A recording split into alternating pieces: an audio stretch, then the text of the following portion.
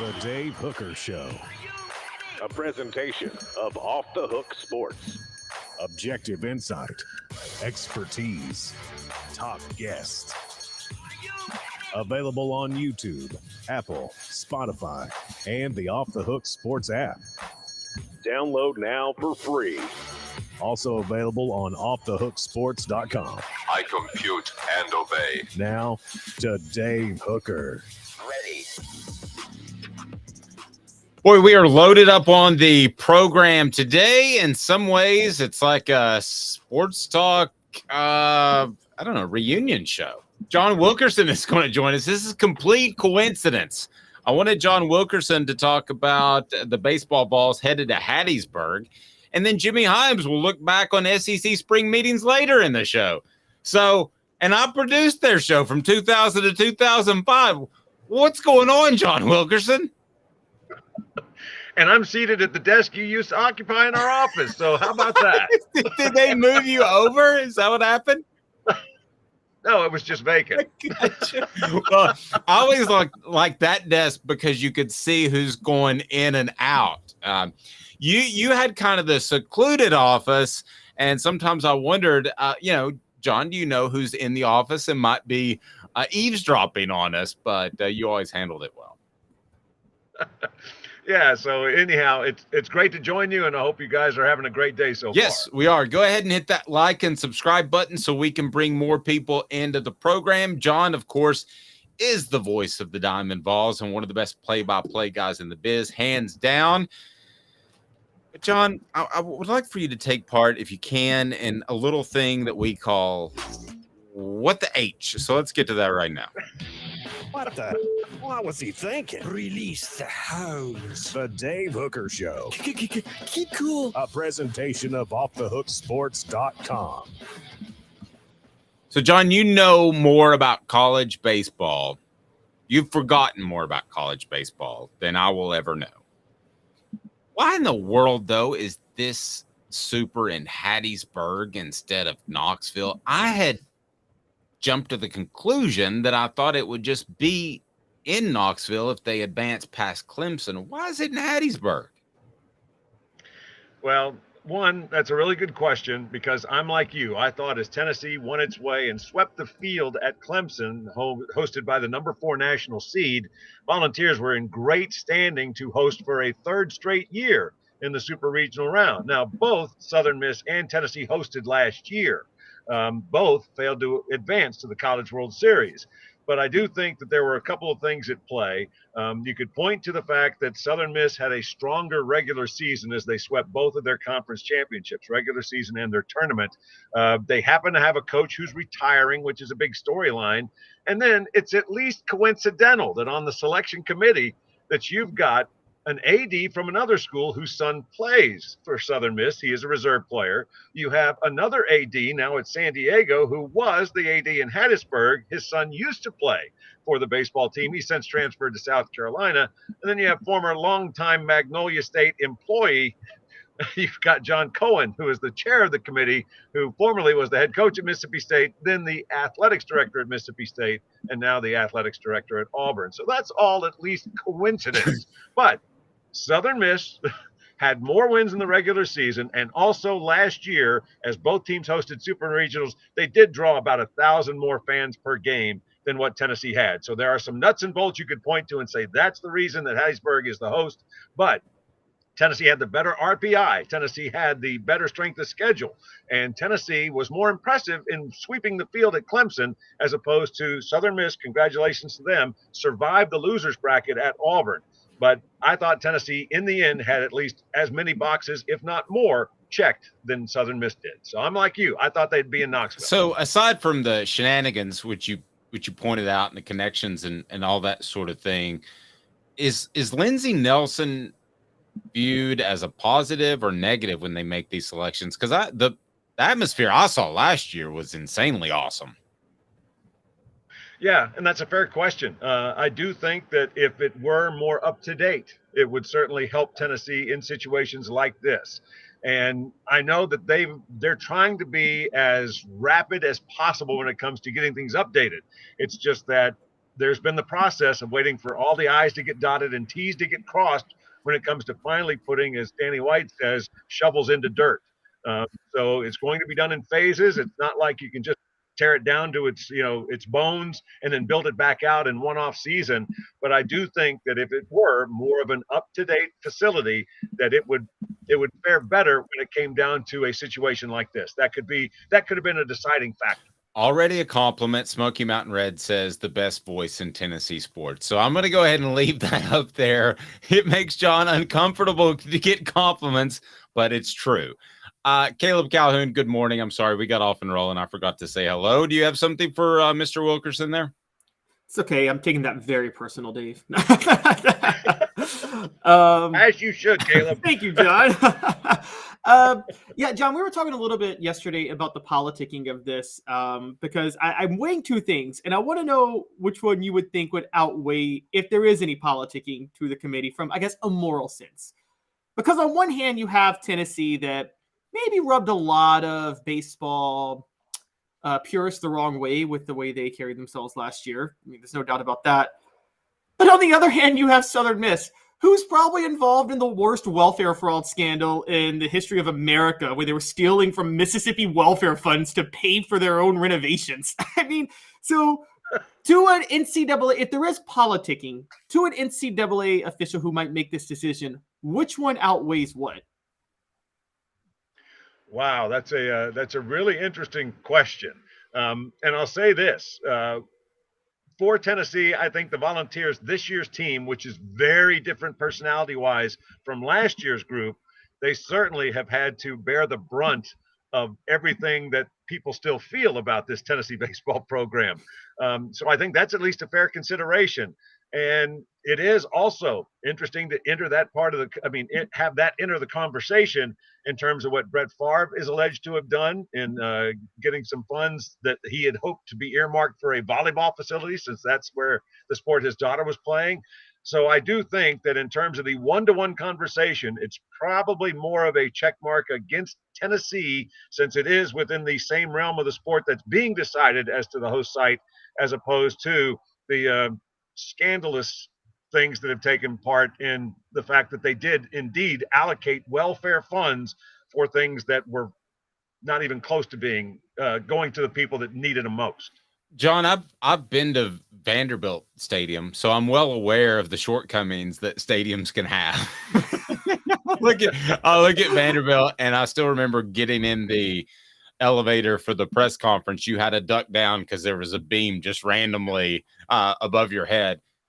So it's not necessarily number of seats that Lindsey Nelson has, but the infrastructure as far as a broadcast entity wants to come in like you, but an ESPN or whoever, and wants to make these things happen. Are there things that I'm not aware of other than just number of seats that work against Lindsey Nelson that are being currently addressed?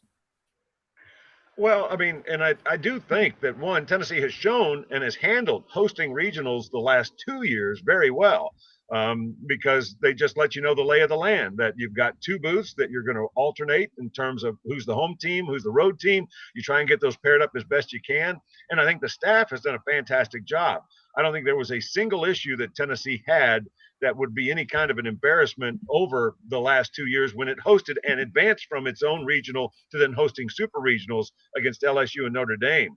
But I just think when it comes down to the total number of spots available, that's probably something that works against it. And the fact that there would be overflow media because the press box has not been really attended to since it opened back in 1993. They have done some slight reconfiguration in the press box to where you have a bigger area, but you also have a couple of spots that are indeed for overflow media that are right there on the concourse down inside the ballpark. So I just think that Tennessee right now could be well served by a severe update in terms of the number of media that could assemble in a press box, as well as those that you could have spots for. But still, again, I don't think Tennessee has to apologize for anything in how it's handled the last two regionals it hosted.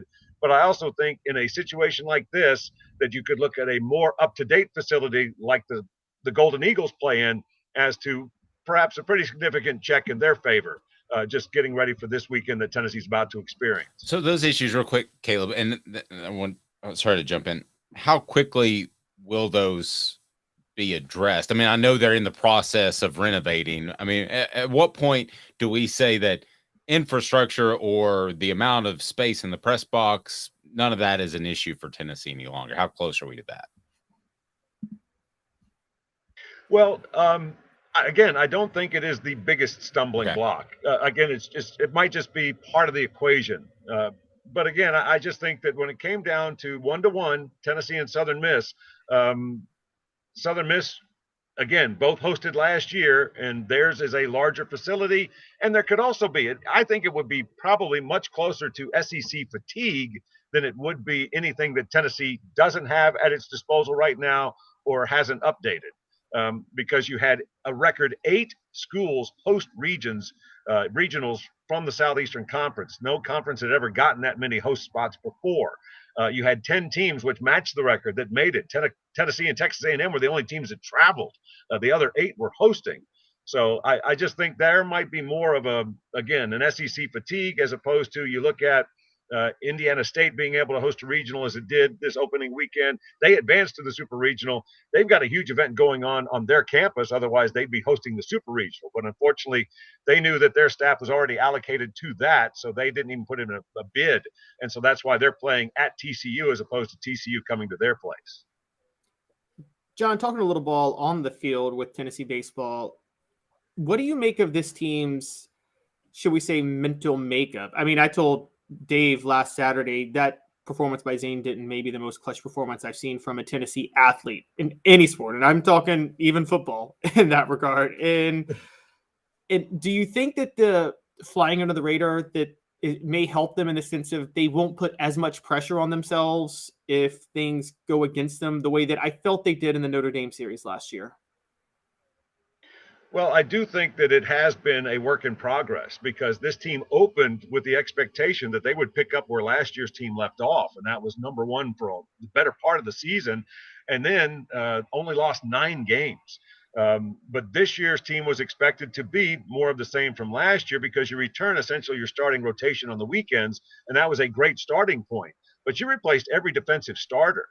So you had 8 new starters in the lineup, and it took a little while for things to gel. In fact, it was when Tony Vitello put together his best lineup defensively that everybody kind of was able to catch their breath and start being, as Coach Vitello referred to, as the best version of themselves at the plate.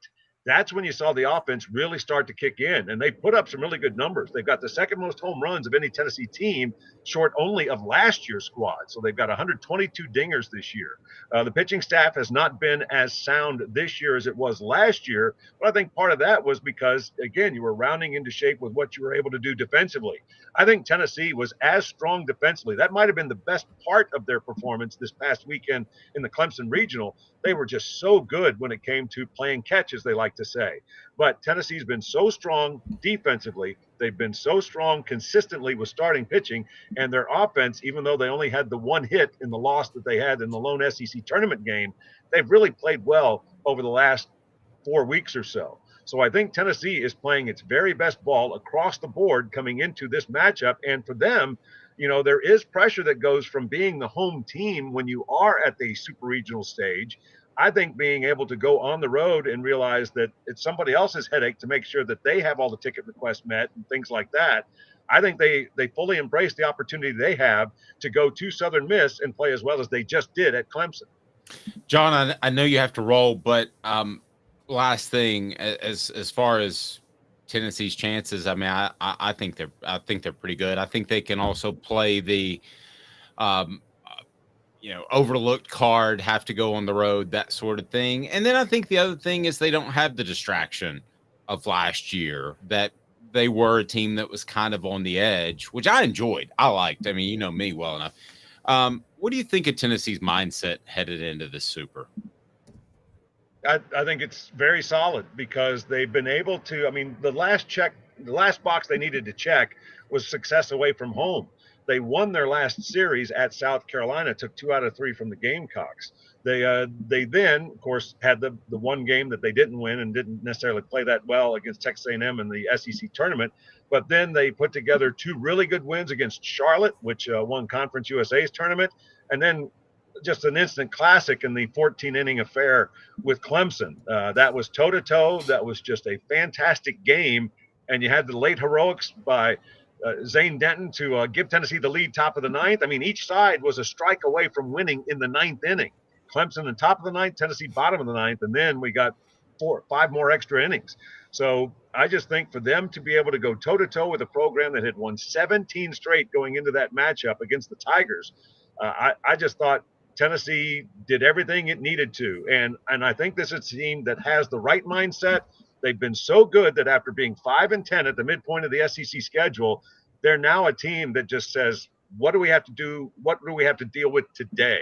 Win today and then plan on tomorrow when that time comes. So I think this is a team that has its own identity. It's not near or similar to what the feel for the team, the vibe from the team was last year, and that's not a bad thing for 2022. I just think this group has its own feel, its own identity, and right now they're playing awfully confident. Love it, John. And for those that don't know, where does that door behind you go? To ads. It goes into the newsroom. Right, but it's permanently locked, so you can't get through it. If there's a fire in the front of the sports office, you ain't getting out. That's right. It's going to be tough. That's why we always have bottles of water in here, right. Just in case. John Wilkerson, voice of the Diamond Vols. Have a great call, and hopefully we can do this again when you're in Omaha. Yeah, Saturday, Sunday, and Monday if necessary. 3 o'clock Eastern time is the scheduled first pitch for the first game for Tennessee at Southern Miss. Vol Network coverage starts at 2:45. But Dave, Caleb, certainly appreciate it. Hope you guys have a great rest of the week. Thanks, buddy. You too. Have a great one, John. Thank you. John. I remember I tried to open that door one time to figure out where it went, and it's like perma-locked. You cannot open it. John's appearance brought to you in part by City Heating and Air Conditioning, cityheatandair.com. Integrity matters. Over 50 years in East Tennessee. That's City Heating and Air Conditioning, cityheatandair.com. Might not need a whole new unit, might just need a part, might need some coolant. That's City Heating and Air Conditioning, cityheatandair.com. Change gears a bit, talking football as we do that right now.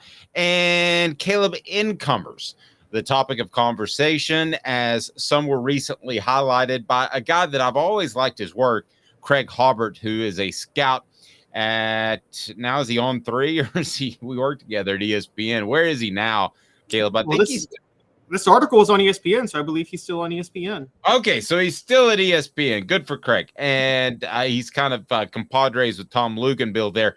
But he showcased several Tennessee incoming players that he thought would have a big impact for the Vols. Let's take a look at some of those. The tenor of Craig's column was, I thought, pretty heavy on the transfer side, and it should be. That's where we are in this day and age of college football, and that's also where Tennessee is taking advantage of the transfer portal, which they should continue to do. What was your takeaway before we get to 4 downs, just in general, of Tennessee's incoming players and what Craig Hobart had to say? I have one specifically I want to get to, but first, what was your takeaway from that call? Honestly, my biggest takeaway was a good sign for Tennessee, which is that, yes, they're number 16. And for those who don't know, this is ranking the combination of your recruiting class plus your transfer class and who's going to have the most impact. I think being number 16 is a very good sign for Tennessee, only because, yes, there were 4 SEC teams ahead of them, but those SEC teams were Arkansas, Ole Miss, Auburn. Actually, excuse me, I think just 3 SEC teams. But the reason I bring that up is most of the teams you'll see on here were teams that were mediocre to bad last year and are just desperately trying to revamp their program.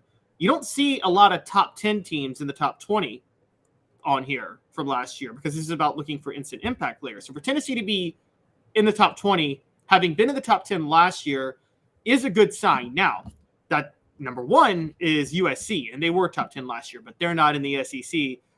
It honestly... The more I think about it, USC maybe more dangerous than I thought. Yet with conference realignment, who knows? A couple of weeks they may get announced from moving to the Big Ten to the SEC at SEC Media Day. No, I thought the very same thing. I mean, to be 16 and even be on this list, and you look at the number of returnees that Tennessee has defensively, I know the offensive line is in a slight rebuild with Darnell Wright, but you have a new quarterback, obviously, but I think Tennessee feels good about where they are there. I think to be at 16, and if you can, give me the other SEC schools that are ahead of Tennessee, but I want to break down some of these impact newcomers. As to be at 16 is a very positive sign because there aren't a lot of places for guys to come in and play. You would say linebacker, offensive line, there's always room for a defensive lineman or two, such as defensive tackle Omar Norman Lott. I mean, there's always going to be room for guys like that. Receiver they could use. I think their receivers were fine without Dante Thornton, but he comes in. So the fact that you have some availability and you fill it, I think is a very positive sign. So say 16th best in the nation or not, which would be, I guess, 4th in the SEC. I still think that's pretty good. Sorry. Yeah. They're what? I think they're 5th. I think I got it wrong. But I'll say, okay, so going through them. So the one that's ahead of Tennessee that they should be concerned about, and it's the highest ranked in the SEC, and for this is for all of you who say I'm a homer for LSU. I'm not. They're ranked highest of all SEC teams, and they won the West last year. So before you call me a homer, they're ranked number 4 on this list. 4 is impressive, but not surprising. You would think there are a lot of guys that perhaps went to another school that are from the state of Louisiana. So I would think that would be a natural transfer portal type of move to get guys to come back to the state of Louisiana. So I'm not surprised. I don't think that Brian Kelly will build his program on transfers at all, but I think he's going to have the ability to go out and cherry pick some guys, kind of like how Alabama did with Jahmyr Gibbs. So I'm still not 100% sure the evolution of college football, if this is going to turn into 60% transfer guys, 70% transfer guys, or 20% transfer guys. I don't think you and I know right now, Caleb. But right now, I like the approach that Alabama has, and that is build strong from the high school ranks and be strong within and add a couple of really good pickups like they did with Jahmyr Gibbs last year. So that's kind of where I see it going, but I'm still not 100% sure. So who else in the SEC is ahead of Tennessee? And then we're going to break down their newcomers as 4 downs. Okay, and now we get to the people they shouldn't worry about, because number 8 on this list is Auburn. I think you and I both agree that's a desperation because they needed the transfer portal because they just totally rerouted. Yep. New coach, a lot like Josh Heupel when NIL came about. When you had the new coach, which in some ways I think is a benefit to getting NIL funds put together. You have a new coach at Auburn and Hugh Freeze, and the boosters there are going to spend money. So not surprised to see them at all, and they need help. Desperation might be a little strong, Caleb, but they do need help. All right, who else?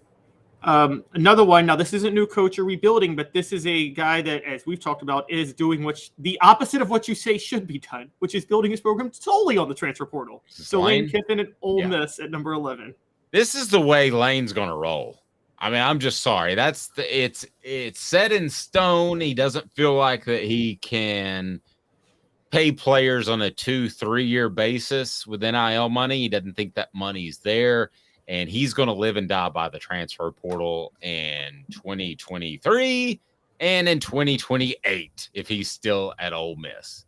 That's the way he's going to roll. He's made up his mind. There's no changing. He will be up towards the top of this list each and every year. Who's next? Next on the list is Arkansas at number 13. That's another desperation one. They were very disappointing last year, and they need to revive their program quickly under Sam Pittman. And so, again, I don't think Tennessee should worry about Arkansas being ahead of them. And I love Sam Pittman. And I really respect Arkansas's program. People hear me rip on Missouri all the time, but I thought Arkansas was a great fit back in 1992 when they added them to the conference. I love a lot about that program and Sam Pittman, but my goodness gracious, do they have any chance of competing with Oklahoma and Texas in the conference when Arkansas was known for recruiting those areas and saying, hey, you get to play in the SEC. Well, hey, now you get to stay home and play in the SEC. I don't know where Arkansas ends up in the next 5 years, but I do like Sam Pittman. and they massively downgraded an offensive coordinator when they brought in Dan Enos. He's no Kendall Briles. I think I'm with you. I like Sam Pittman. You know, for those who don't know, he coached at Tennessee in 2012 with Derek Dooley and Jim Chaney in that record-setting offense, funny enough. But Yep. I'm with you. I don't see where they can go from here. Although they had more success when they played in the Southwest Conference for years. They won some Southwest Conference titles back in the day, but yeah, just long term. Let me ask the message board here this, because I know we have a ton of Tennessee fans. We got a lot of South Carolina fans. We get a lot of LSU fans because Caleb loves them. And from all over the place. Well, I love him because Derek Dooley coached there, guys. That's where he. That's true. I understand. But do you have a secondary team that you root for? So if you're primarily Tennessee, South Carolina, or whoever, I'm curious on the message board, because I root for Arkansas a little bit because of Pittman and because of I think his inclination to run the ball first, which we don't see nowadays in any level of football. High school, college, and pro. I like that. I'm an old school 92 Cowboys lining up I formation. Let's go. I know that's dated, but I kind of root for Sam Pittman in Arkansas, given everything equal. To be fair, that 92 Cowboys team could run that offense today and they'd win a Super Bowl. They were just that loaded. Yeah, I love you, Caleb. You just made my day. Hey now. All right. There is one team. There's one last team ahead of Tennessee, and it doesn't really. It's another one that doesn't. I don't think that scares him, and it's Kentucky. Now, Devin Leary to Kentucky is scary because I think he's significantly better than Will Levis. And I wonder too, when you make these lists, you're not supposed to theoretically weigh a quarterback more than other positions, but what do? You weigh a quarterback more than other positions, right? Yeah, exactly. I mean, that's like 3 running backs and a receiver. Exactly. And so one good quarterback that could change the direction of your program from Limpy Levis to a new guy, or would it be Gimpy Levis? That doesn't sound as good without the alliteration. I think you're going to. If you're Tennessee, you're grateful that Florida, Georgia, and South Carolina are all behind you. Those are the teams you want to be behind you in this list. You agree, Dave? Yes, I do. And I'm reading the message board at the same time. Smoky Mountain Red. Good question, but I cannot think of one. Somebody he roots for besides Tennessee. At least that's what I'm drawing from Smoky Mountain Red. Also, Travis says, I do. My secondary team is Alabama to lose to anyone. Rocky Top Tom says, I don't like any other SEC teams, but I absolutely pull for whoever plays against Alabama each and every week. And then Mr. Jones beats my alliteration game. Loser Levis. Little harsh. What should people root do? For Duke in football when David Cutcliffe was there. I root for coaches. If I respect a coach, I like to see the coach do well. And then Agreed. I root for who I pick. Agreed. And I root for people too. Like, I'll be honest with you. You know I'm a Cowboys fan. But if Eric Berry and the Kansas City Chiefs had met the Cowboys in the Super Bowl, I would have, not overtly, but I would have quietly rooted for the Chiefs. I would still have the family put on their Cowboys gear that I do every Sunday. And I do that. But I would have rooted for the Chiefs for Eric Berry because he's the greatest individual that I ever covered. I mean, I wish I could say the same thing, but if the Grizzlies are in the finals last year, I'm rooting for Ja Morant, and I don't care how terrible of a human and how he is. Like over Grant Williams of the Celtics. Yes, and in the NFL, I'm rooting for. I don't care if Will Levis does become the starter. I'm not a fan of. I was a Cortland Finnegan fan. Okay, so I mean, you got to throw character out the window with that one. I didn't think we'd get a Cortland Finnegan shout out, but we did. All right, so let's break down Tennessee's incoming players and what Craig Hobart thinks of them of ESPN. We will do that in exactly 2 minutes, or roughly 2 minutes. With Caleb Calhoun, I'm Dave Hooker, Off the Hook Sports. To own the more that owns every job, then get to Vassy Lawn and Garden in Cleveland and get you a Toro. I'm David Vassy, here to talk to you about Toro. With a Toro Zero turn, you'll get more out of every minute and you'll reach the finish line faster. At Bassey's, we like to say, no matter if you're mowing 3 acres a week or 11 lawns a day, homeowners and business owners alike find confidence in equipment they can trust from top to bottom. Bassey Lawn and Garden, Highway 60 North in Cleveland. Man alive, it's worth the drive. Hi, Mike Davis here with City Heating and Air, reminding you to always dare to compare. Our team provides quality local heating and air service, installation, and maintenance across East Tennessee. We use only the best equipment like American Standard heating and air conditioning for your residential, new construction, or commercial needs. Honesty, dependability, and customer satisfaction have been the cornerstones of our business since 1961. City Heat and Air. Dare to compare.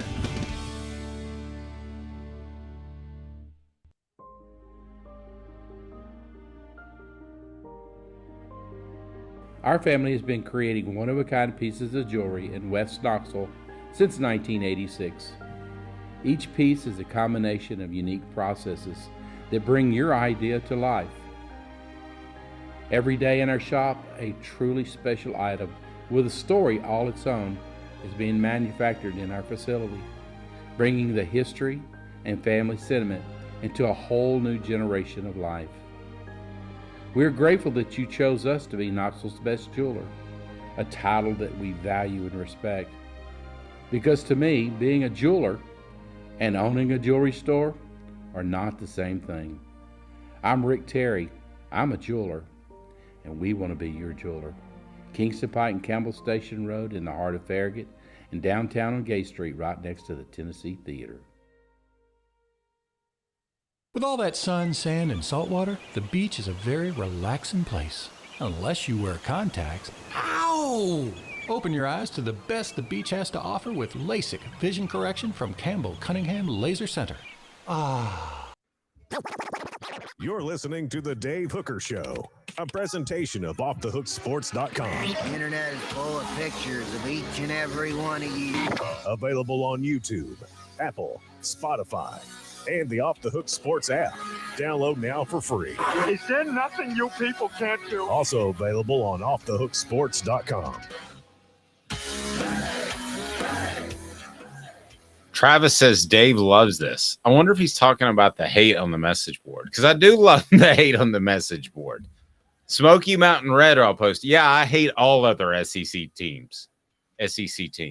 Rocky Top Tom, though, does say, I would truly like to see Arkansas do something just because they used to be great and our annual game with them used to actually mean something. Thank you for playing along, Rocky Top Tom.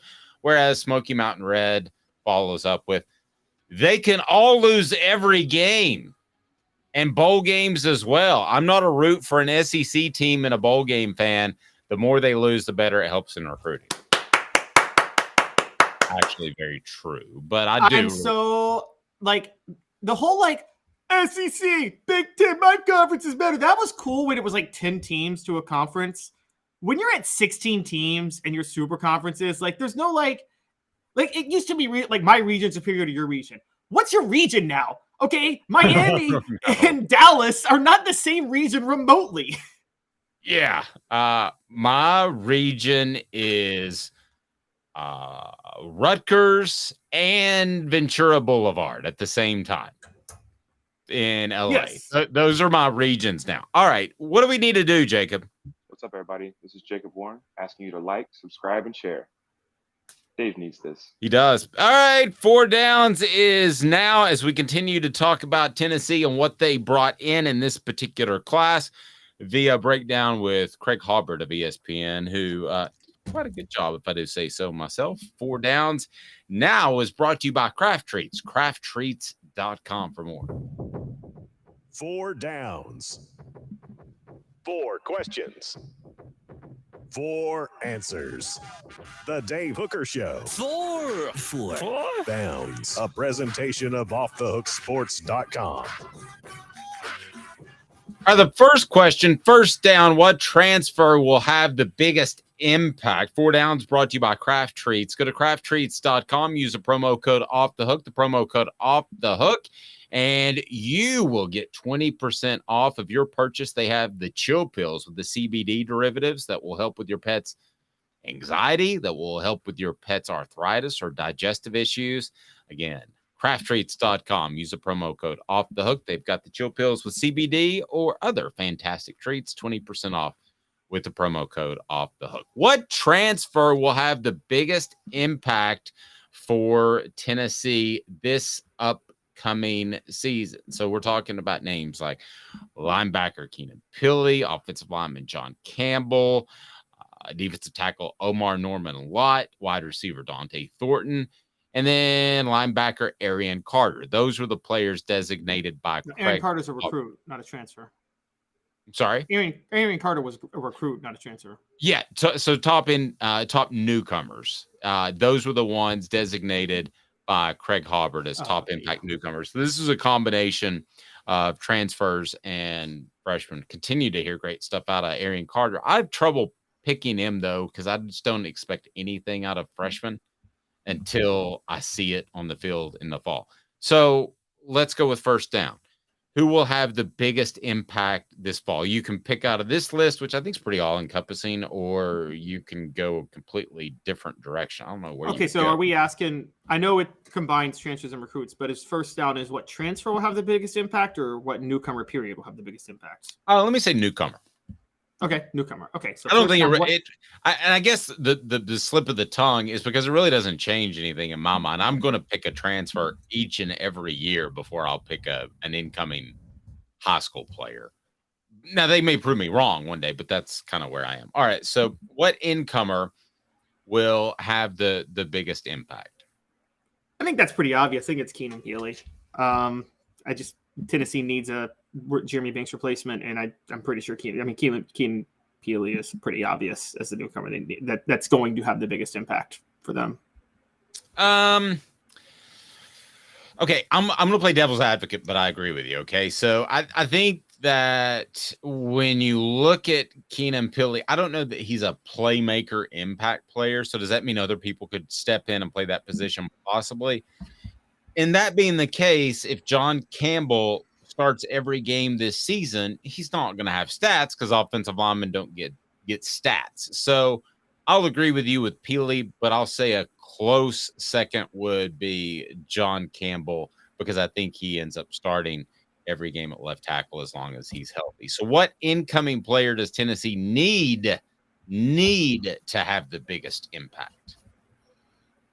I'm going freshman here. They're not named, but they need Jordan Matthews or Ricky Gibson to have the biggest impact. They need a cornerback to step up yesterday. And given how horrible the play was there last year, they need one badly. That's really good. I can't argue with that one. I'm going to say, though, John Campbell, I'm not trying to beat a dead horse here, but they've decided they were going to flip-flop their offensive line like they did with Darnell Wright last year and move the guys who played in the left side to the right side from 2022 to 2023, respectively. So John Campbell, if he can't play, blows that whole idea up. Not only is he bad at his position, but then in preseason camp, you would have to shift guys back to the left side. So I will go John Campbell. Not to beat a dead horse, let's put some more pressure on John Campbell, everyone. Okay, so what freshman, now specifically freshman because I misspoke earlier with newcomer, but what freshman not named Arian Carter will have the biggest impact this fall? See, I'm sticking with, again, it's going to be Jordan Matthews or Ricky Gibson. Yeah, same for you. It's going to be one of them. Yeah, I will go with Matthews in that regard. I'm going to pick one over the other just based off what I heard. I think he's slightly more ready to play, and I think that would also have it would make a huge statement for Tennessee to be able to get a guy out of Louisiana and have success with him off the get. So feel free to give me your thoughts as we dive into fourth down. So in this column, a guy that I've referenced before, and some people have given me a hard time about it because his name's not Joe Milton. So go ahead and give me a hard time. But a guy named Nico. Let's try that again. I'm having one of those days. All right, a guy named Nico is listed as 1A. That struck me. Would you describe Nico as 1A?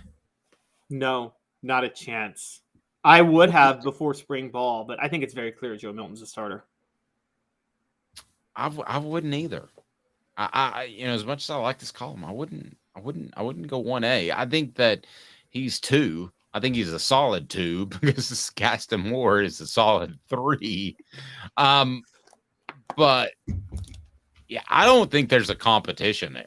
Now, we may come to a point, just like with the first year with Hooker and Milton, that we say there should have been a competition.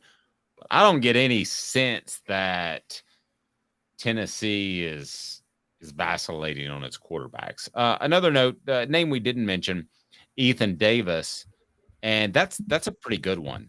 Ethan Davis is an incredibly athletic tight end. Could he come in as a freshman and have an impact? Absolutely. I could see him having 20 catches, a couple of significant ones, because he's that athletic. I think he's a bit of a project. I think his best days are going to be ahead of him, like the 2024 season, but that's a good one. I like that one quite a bit. So, but Caleb, ultimately, when we talk about Tennessee's biggest incoming players, it seems like Peely is the one that is the most sure thing. And that was your pick for biggest impact. So, yeah, I think Keeley seems like the easy one. Peely's the definitely the easiest one. He's a clear cut. He's already a starter. Gabe Giuliani is possible because I think Gabe Giuliani, we talked about he's going to play. We just don't know where yet. But he's going to play somewhere in the secondary, but he's not going to start anywhere. We know Peely's going to start. Nope. I agree. All right, let's get to today's tough question. Today's tough question brought to you by the one, the only Andy Mason, AndyMasonRealEstate.com. Today's tough question is now. Today's tough question. Take a side. Take a stand. The Dave Hooker Show, a presentation of OffTheHookSports.com. All right, Caleb. Tennessee's greatest win against the 10 winningest coaches in Division One. The 10 winningest coaches they beat. They beat. Tennessee's biggest win against those coaches. Winningest doesn't sound like a word. Never has, never will to me, but it is indeed a word. Caleb, give me a rundown of Tennessee's wins against D1 coaches that are the winningest coaches currently. And it's brought to you by Andy Mason, AndyMasonRealEstate.com. Save you thousands or tens of thousands. AndyMasonRealEstate.com has over 40 years of experience in the real estate biz in his office. Andy's phenomenal. Go to AndyMasonRealEstate.com. I'm about to make a move. And who do I call first? Andy Mason. realestate.com. Call Andy Mason. He'll take care of you. All right. So the top 10 winningest coaches that Tennessee has beaten, are these current coaches or all-time coaches? All-time coaches. These are smoky hot takes coming at you.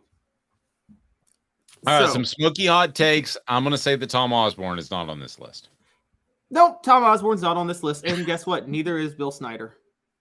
Neither is Bill Snyder. Nice. Even though Tennessee played both of them. So, all right. So what do we got?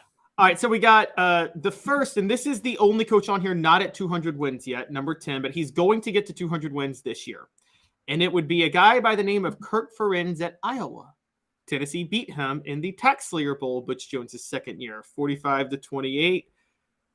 That's their only win. So it's obviously their best win against this coach. And that's really not that standout of a win. Yeah. Beating Iowa in anything is, I don't know, about as sexy as a Yugo back in the day. What else we got? All right. So Vince Dooley. Tennessee beat Vince Dooley only twice in 1969 and 1972. The 69 game decided the SEC championship, though. So I think it's obvious that's the best win against Vince Dooley. Okay. So now we got Vince Dooley, number 1. Who's next? All right. So right after that, is this going back to Iowa? Is this a countdown on your behalf, or is this just you're throwing them at me and I'm playing off of them? Kind of a countdown. I'm throwing them at you too. So, some are obvious. Put it that way. Live workshopping smoky hot takes. Here we go. All right. Who else? Okay. So right after that, we've got another Iowa situation. A guy named Hayden Fry coached at Iowa in the 80s and SMU in the 70s. Tennessee beat Iowa to open the 1987 season in East Rutherford, New Jersey. Now, for those who don't know, that was a very significant game because that was the start of Doug Dickey scheduling these neutral site games across the country for national television exposure that really helped Tennessee recruit in the 90s. Hayden Fry, do you remember the show Coach? I do not. With Craig T. Nelson? Nope. Roughly based off of him. Really? Yes. You need to look that up. I'm gonna say we can do better than that. I believe you can do better than that. Here we go. Oh, we can.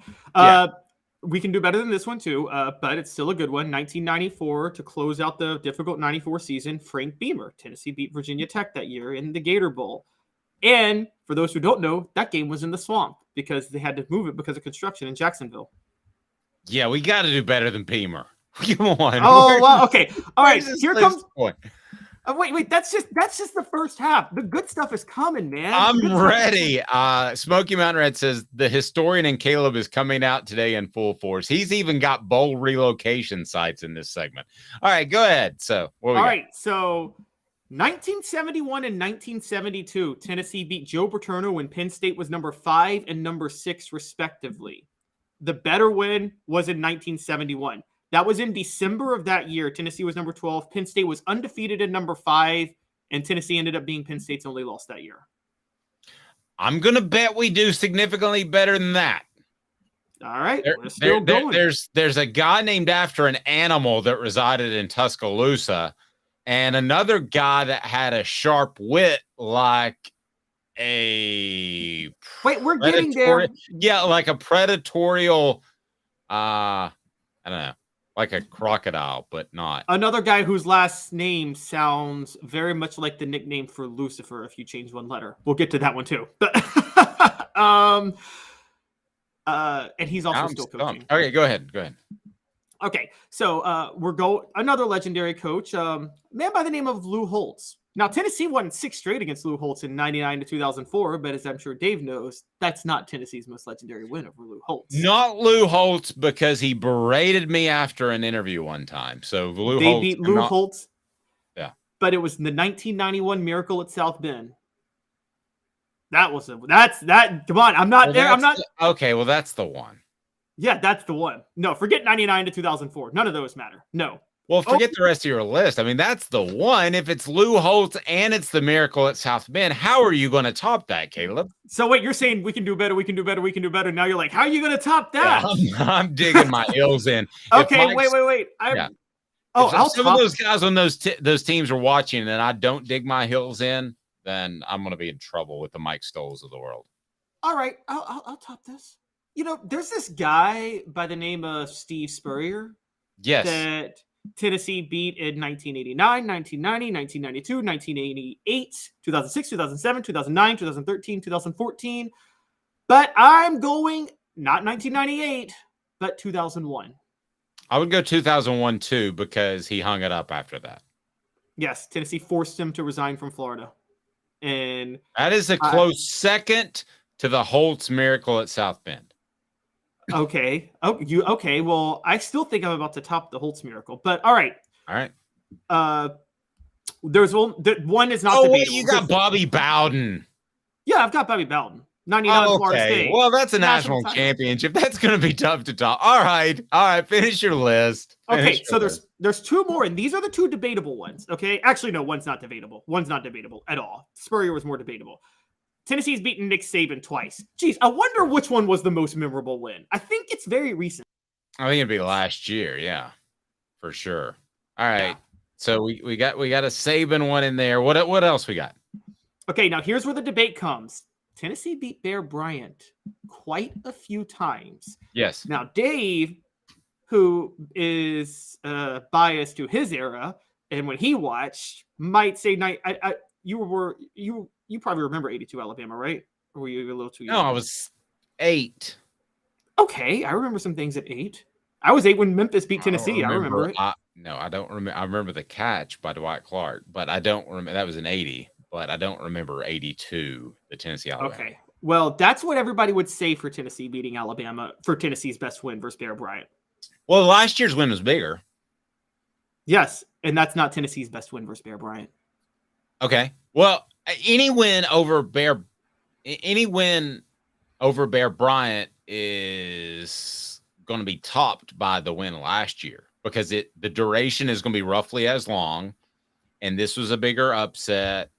And for a number of reasons, I don't see any of the Bear wins being bigger than last year. No, I don't. I'm not using recency bias. I hope you know that.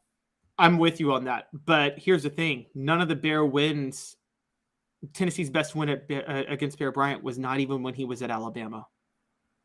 It was when he was at Kentucky. 1950. Kentucky still claims a national championship from that year, even though they lost to Tennessee. They went undefeated. They're going to play Tennessee in Knoxville. Tennessee is the better team.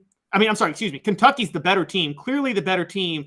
And the day before the game, the worst blizzard in the history of the Appalachians hits. And Tennessee, knowing Kentucky was the better team, decides to not shovel the field for the game. There's 13 turnovers in the game combined. Tennessee wins 7-0. Tennessee goes on to win the national title.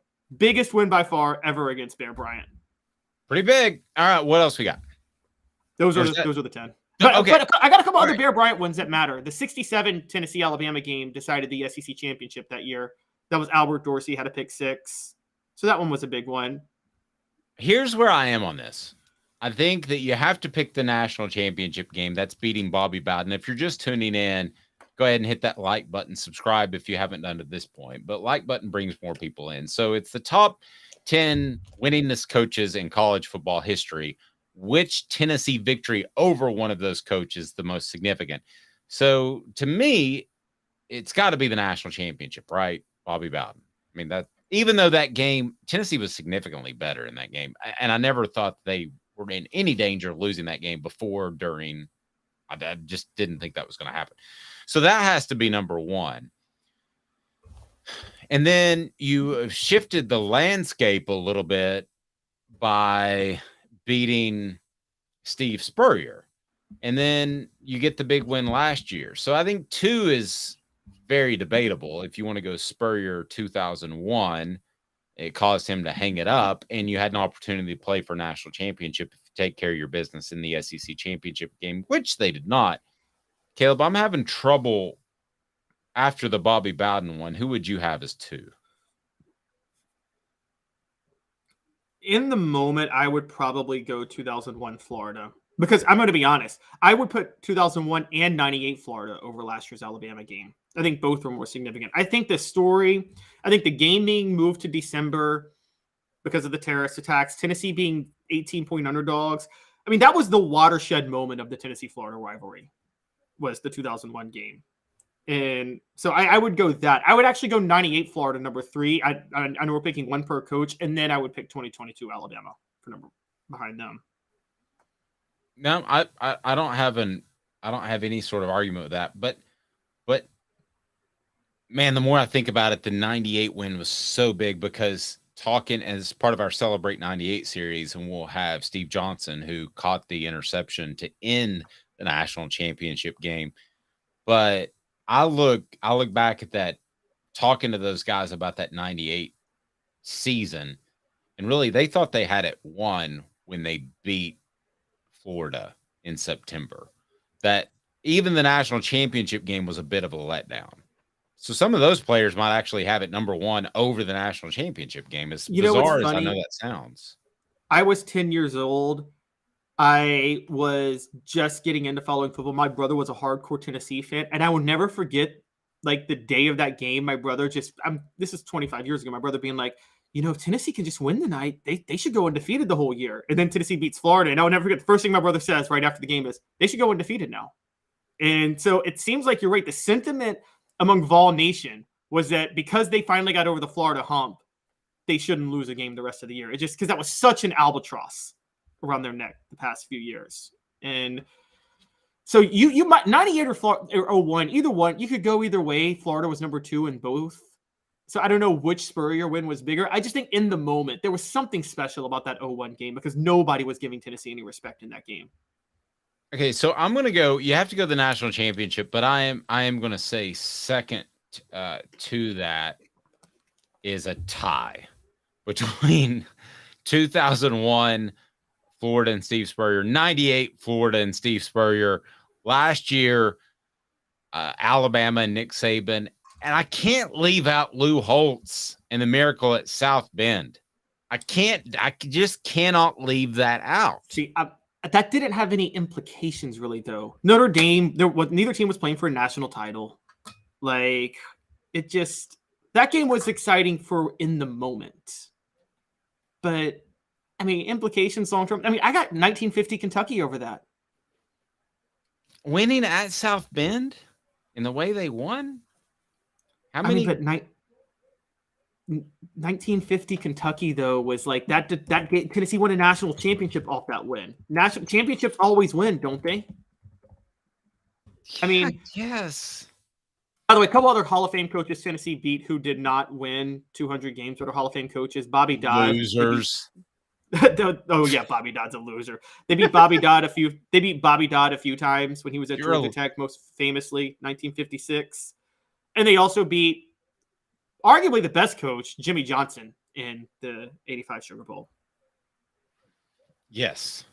Jimmy Johnson may have gone on to do great things in the NFL. Exactly. Oh, and that's true. Dabo Swinney this past year. Dabo Swinney will get to 200 wins and will be on this list soon enough. So, because they beat him in the Orange Bowl. But that's not that good of a win against Dabo. Clemson didn't care about that game. It wasn't that impressive. Sorry. Travis says Miracle at South Bend was a much better game than 98 Florida. That is absolutely true. That 98 Florida game, if you actually go back and watch it, and I have, it's not the prettiest played game. Florida did as much to lose it as Tennessee did to win it. Please don't tell Fred White I said that. D said, watch the Copeland segment last night. Very good. We appreciate that. Be sure and check it out. It'll be Steve Johnson coming up tonight. We'll get that posted by tomorrow. And then for kicks, Jeff Hall will join us. So looking forward to that. Coming up, Jimmy Hyams. He was at SEC spring meetings just a few days ago. And I don't know why in the world this schedule is not figured out, but we're going to talk to Jimmy about that. Hang tight. 2 minutes. He's Caleb Calhoun. I'm Dave Hooker of Thug Sports. Family has been creating jewelry since 1986. Each piece unique with a story all its own. I'm Rick Terry with Rick Terry Jewelry Designs. I'm a jeweler, and I want to be your jeweler. We're grateful that you chose us to be Knoxville's best jeweler.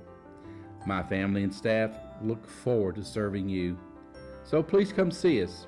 Kingston Pike and Campbell Station Road in the heart of Farragut and downtown on Gay Street, right next to the Tennessee Theater. Hi, Mike Davis here with City Heating and Air, reminding you to always dare to compare. Our team provides quality local heating and air service, installation, and maintenance across East Tennessee. We use only the best equipment like American Standard heating and air conditioning for your residential, new construction, or commercial needs. Honesty, dependability, and customer satisfaction have been the cornerstones of our business since 1961. City Heat and Air. Dare to compare. With all that sun, sand, and salt water, the beach is a very relaxing place. Unless you wear contacts. Ow! Open your eyes to the best the beach has to offer with LASIK vision correction from Campbell Cunningham Laser Center. Ah. Do you want to own the more that owns every job? Then get to Vassy Lawn and Garden in Cleveland and get you a Toro. I'm David Vassy, here to talk to you about Toro. With a Toro Zero Turn, you'll get more out of every minute and you'll reach the finish line faster. At Vassy's, we like to say, no matter if you're mowing 3 acres a week or 11 lawns a day, homeowners and business owners alike find confidence in equipment they can trust from top to bottom. Vassy Lawn and Garden, Highway 60 North in Cleveland. Man alive, it's worth the drive.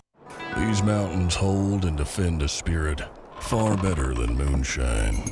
A drink that holds flavor, that becomes necessity. A hard cider made and relished by folk who are as hearty as they are legend. A refreshment that can only be found in one place. With a taste that makes you say, give me 3 bottles of the good stuff. Tennessee Cider Company, where necessity can be found. Objective coverage. Hey, that's new. If we get caught, we're going to jail. The Dave Hooker Show, a presentation of Off the Hook Sports. YouTube, Apple, Spotify, and the free Off the Hook Sports app. I'm going to need to see some identification. Back to Dave Hooker. All right, here we go. Joined by a very special guest. I want to get right to it. It is Jimmy Hyams, formerly of the Sports Animal. I don't know. How do I introduce you now, Jimmy? It's just the man. How's that? Just a former. Former. Okay. I'm not growing any crops. I'm not a farmer, but a former. I got you. Former sports writer, former sportscaster. Yes. Well, and coincidentally, to talk baseball, we had John on earlier today. So it's like a reunion. Maybe I should give Dave Nathan a call. There you go. And I'm sure he's got some lamp that he would be willing to sell you. You know what I'm talking about, right? Yes, I do. All right. So I want to get right into this because I just thought the flow of news was so interesting last week at SEC spring meetings. You have Greg Sankey come out and says, we want to get this taken care of, this schedule thing, and we want it to be 9. And you never set those expectations out there. I would have told him that on Monday, but he did. And then they basically got nothing done. So what in the world happened in Destin? Is everybody just boozing it up on the beach? They just had well, no, they don't do that. I'll say that. That's those meetings are they go around the clock. So they just couldn't make an agreement on stuff. They had different opinions. I am convinced that on Monday, Greg Sankey thought he had enough votes to go to a 9-game schedule. But Nick Saban, I strongly believe publicly because I asked him, because he didn't like the 3 permanent opponents that he saw Alabama was going to get. To which Greg Sankey said, we're not playing a 3-game schedule. There's 6 other games you can play. So also you had some folks that wanted more money. If they're going to go to 9 games, they wanted ESPN to pony up and pay a little bit more money. ESPN was not willing to do that yet. Also, there were the playoff implications. If you're a 2-loss SEC team, you're probably going to get into a 12-team playoff, right? But what if you got 3 losses? What happens then? So that was a concern about the SEC beating up on each other. So those are some of the factors. Another factor is there's some schools that want to get to 6 wins. They want to get to a bowl game. And so that was another issue with why they had a split. I think Sankey went in thinking he had the votes. The last vote I heard was 9-5 against going to the 9-game schedule against the 6-3 model. Now they're going to revisit it, and I've heard people say they're going to revisit it next year. No, they're going to revisit it soon. They will have this hammered out, I believe, before the end of this year about what they're going to do. Dave, I think they're going to go to 9, but the thing that really, I'll say that ticked off Sankey was when he heard responses from coaches and athletic directors saying, we don't have enough information to form a decision. And he said, one more piece of paper is going to make a difference. So I think he felt like plenty of information was out there. Plenty of things were told about what was on the table, but he just couldn't get the votes at this point. Portions of the program brought to you by Vassy Lawn and Garden. Man alive, it's worth the drive with their buying power in Cleveland, Tennessee. Come from Nashville, Knoxville, or Chattanooga for your industrial and commercial mower needs. Toro, count on it. So, Jimmy, when it's all said and done, was Saban the ultimate deciding factor on the things that you mentioned with those 3 factors? I think we might be breaking up a little bit with Jimmy. I think we've lost him. Yeah. Let's see if we can we'll try to get Jimmy back here. So that is interesting to me that there's a potential. Okay. So I think we got Jimmy back. All right. Jimmy's back and he looks clear. So we're good.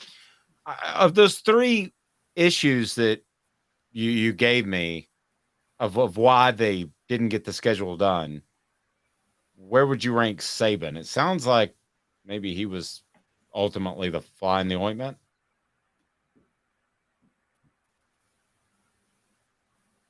Had an impact now, but when you heard some of the other coaches, I didn't hear as much about I don't like permanent opponents.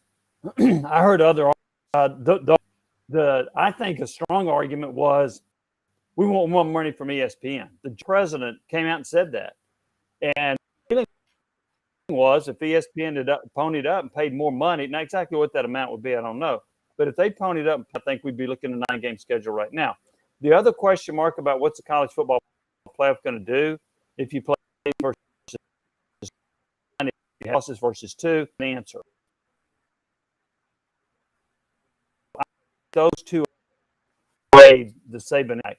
Yes, Saban backed off, and we did hear the Athletic talk about how he felt like, what's going to happen if you have 3 losses scheduling. And he mentioned for Alabama, he said, we got 2 Power 5 teams scheduled for the next 10 years. What are we supposed to do? Are we going to play a 9-game conference schedule and then 2 Power 5? Are we going to have to buy out of these contracts that we have? So some of that came up in the discussion with Greg Byrne. Jimmy, it's funny you brought up the ESPN thing. Dave's probably going to kill me because I'm probably going to accidentally get like our SEC Media Days credentials like revoked in a couple of years. But awesome. I have been very critical of Greg Sankey, and I think there's been a little bit of Emperor has no clothes where we just because SEC leadership's been so good for so long, we just trust everything going on. But isn't it a bad look for Greg Sankey that, one, he did negotiate an ESPN deal that he was very clearly underpaid for? You look at the Big Ten now, they get more than twice as much money than the SEC, even though the SEC has a way better brand for their 16 teams, given the revenue they generate. And then he can't keep his troops together for this 9-game SEC schedule that he thought he had. Mm-hmm. I mean, how bad of a look is this for Greg Sankey? Oh, we lost. Did we lose him again? I think let's work on Jimmy. That up because that was there you go, Jimmy. We got you now. The other day, the feeling was, Mike's way. Remember, been the commissioner, he'd have gotten his way. Slive had a way of convincing you to come on his side of the argument. Idea. He was really good at that. But Sankey was unable to get this done. The other thing about the contract up, not only is the Big Ten getting more money, they've got a 7-year deal, so they can renegotiate in years. The SEC deal, and then increase it when I do. It's not.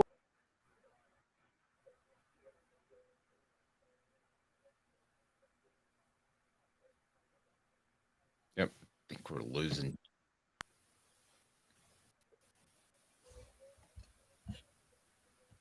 Jimmy, I think we're having some connection issues for some reason, but great job as always. I find it very interesting that Nick Saban at least pushed maybe the movement towards not having a permanent schedule. He still has an awful lot of power. There's no question about that. Oh, we lost Jimmy. All right. So Nick Saban comes in and he's the fly in the ointment that blows things up. Does that surprise you, Caleb, that he still has this much power? No, but I heard some of the words Jimmy Hyams was bringing in there, and he brought a great point. I think he has that power because Greg Sankey doesn't have doesn't lead with an iron fist the way Mike Slive and Roy Kramer did. I didn't even think about what Jimmy said, but yeah, a 10-year deal for $3 billion, and the Big Ten can renegotiate from their 7-year deal. Their deal, which is worth way more in 7 years. I didn't even think about that. The SEC could be locked in this bad deal when the Big Ten doubles on their $7 billion deal. I'm sorry. Like, Kevin Warren and the new Big Ten commissioner and Jim Delaney, they've just been much more competent, and they've just been smarter than the SEC. They are. They've just been smarter. Agreed. Let's see if we can get Jimmy back. Jimmy, I think we got you back. I do find it interesting that Saban still has that much power, even though you could argue he's not the ahead of the preeminent program in the SEC right now that Kirby Smart is. So I'm sorry, I didn't hear it. When still having a lot of power. Was that your comment? Yes. Yes. Yes. I don't know I'm not sure if I feel like he had as much influence on this scheduling situation as you do. Because I think the other factors, again, I didn't hear any other coach talk about what Saban did, and that was, I don't like permanent opponents. I'm talking about from the SEC meetings. Now, maybe they got fine with when he said do this, behind closed doors. But he was the one that was the most vocal that I heard about the permanent opponents. And you can schedule around that. It's funny that one of the beat writers at Alabama told me, Alabama not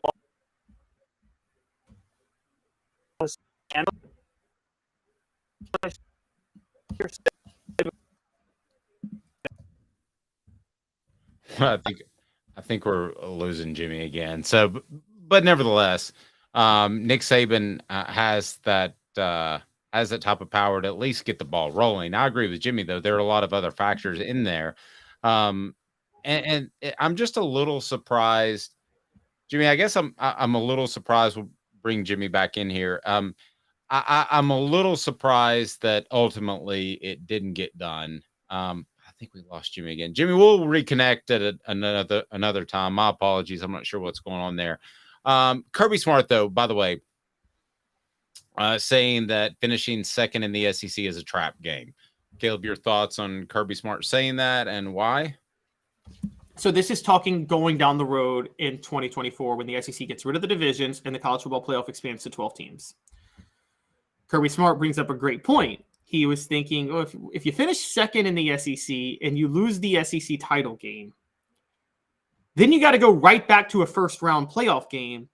Well, then you were better off being the third team in the SEC and having had the rest and played in the first-round playoff game. Well, I mean, I think so. I always ask this question when somebody brings up some sort of issue like this, especially when it's Kirby Smart or Nick Saban. So what do you think is the end game by Kirby Smart for even bringing this up? I think Kirby Smart wants something done to address just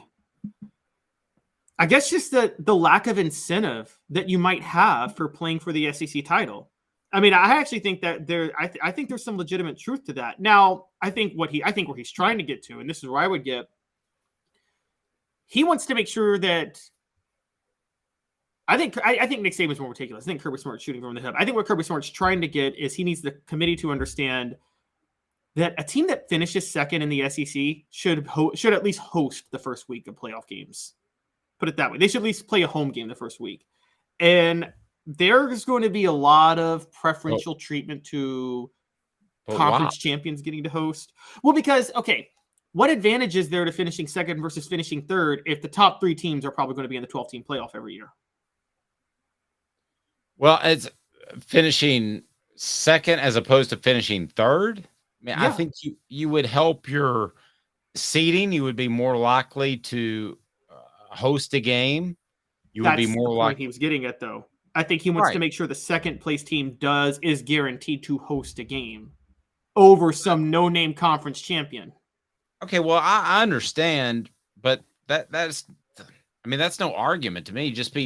This comes down to where are they in the ratings, and we have to trust the College Football Playoff Committee to not, and I don't trust them to do this, but we have to trust them to seed them accurately, Caleb, to not put the SEC, for instance, at 1 and 3 as they've done in the college football playoffs before, because they don't want them to play each other in the first weekend, right?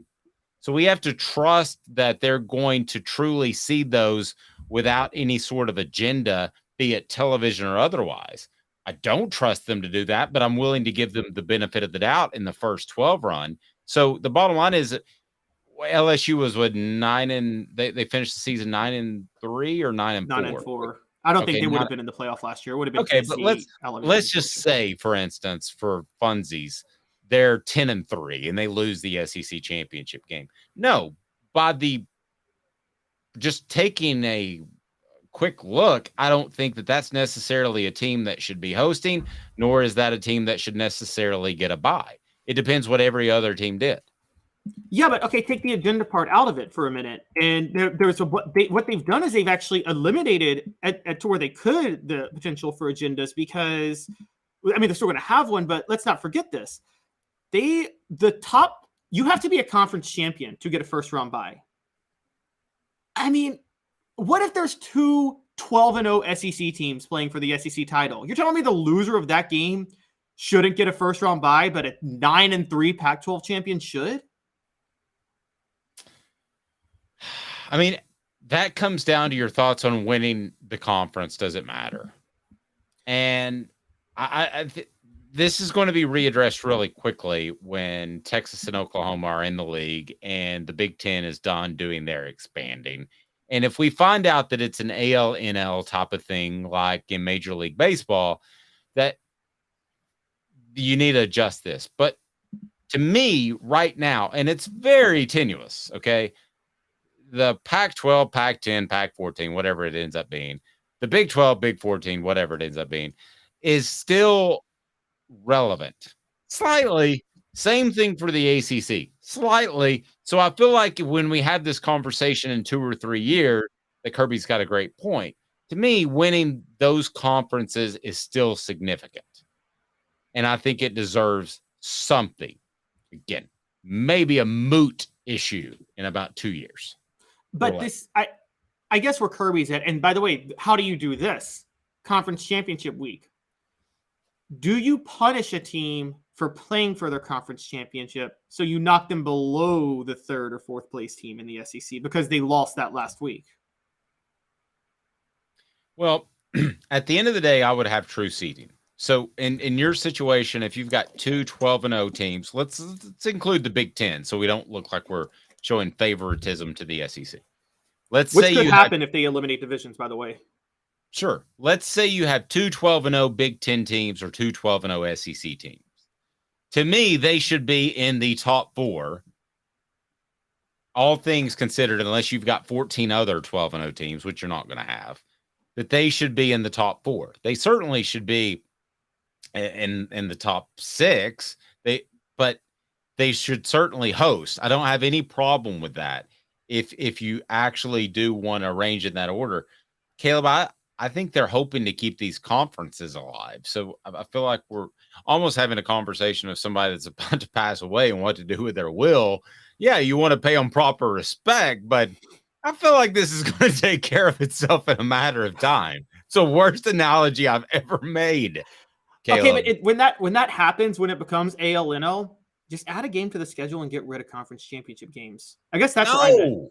Just look, it's good for money and it's fun, but it's imagine if this was the NFL, okay, and you had like the top 2 teams play for the division championship, like before the wild card round of the playoffs. That would be horrible. Like it would. So I don't think this is. Rocky Top Tom says that's a great analogy. My death analogy. Very Kevorkian of me. I mean, yeah. Okay. So let's argue this for a second. Okay. You've got two loss teams going into championship weekend in the Big Ten and in the SEC. Okay. So you're going to have a 2-loss champion either way. And then you're going to have a 3-loss team that you can decide upon. So let's say the ACC, you go undefeated there. The Pac-12, 10, 14, 18, 28, 780, whatever it ends up being, you're undefeated there. You're undefeated in this Big 12 thingy they got going on. I mean, if you're truly seeding them as they should be seeded, in my opinion, then you could have the SEC locked out theoretically, right? Because then a Big 10 could pick up the 4th spot. If you said the ACC, Big 12, 14, 18, Pac-12, 14, 18, that's 3. And then you have so the Big 10 or SEC could be locked out of it if you truly stagger them. So beware of what you ask for is what I would offer up. Well, there is you're right. But I think this more goes with the 2 versus 3 situation, which is, again, is there a curse to play for the conference championship game as the second best team? Because you have to play, you're not going to get, is it better to finish 3rd or finish 2nd and lose the SEC title? I think it's better to finish 3rd. And not even play in the game. Then you effectively get a first round bye. And that's the flaw in this situation. It's incentivizing you to lose and finish 3rd. If it's a year where Alabama is the best team in the league and you'll get to the playoff as a second or third team, but you know you'll lose to Alabama in the SEC title, you might see those teams jockeying to say, hey, I want to lose and not have to play for the SEC title this week. I'll offer this. There are a lot of people within Tennessee's football program that would have agreed with you last November before the South Carolina Columbia collapse. There were a lot of people that saw that as, the goal was always to get to Atlanta. That was their goal, is to get to Atlanta. Well, that was gone after what happened in Athens. So there were a lot of people within Tennessee's program that looked at it and thought, hey, this is an extra week to get healthier. I know you got a month or so, but this is an extra week to get healthier. You don't have to go play a fantastic team. And this is kind of the preferred way. So in that particular case, again, LSU's losses, let's just manage them to make for funsies. You would have Georgia the 1 seed, LSU potentially the 2 seed. Tennessee would be the 3 seed had the Columbia collapse not happen. Tennessee's draw is a little bit better there. I mean, I see where you're going, but I still think playing for the SEC title should mean something. Yeah, it means something, but not when you have another playoff game 2 weeks later. I think they want the rest. Yeah, it's even more so when you don't have the month off. So they're going to play earlier. It's a couple of weeks. Yeah. Maybe the 3 seeds being better, but you can't do anything about it. What are you going to throw a game? I mean, we just talked last year how Tennessee basketball should chuck the conference tournament. I think you're going to get to a point where conference championship games, I think you're going to see teams chuck it in football. There's no reason to play that hard when you know you're in the playoff in 2 weeks. Let's continue this. That to me is the threshold that if you cross, I've got problems with everything that's happened in college football lately. NIL, transfer portal, all of it. If you get to the point where you just play your starters for the first drive like they do at the end of the NFL season, I got a problem. We'll discuss that live each and every weekday at 10 a.m. He's Caleb Calhoun. I'm Dave Hooker. This has been a presentation of Off the Hooks.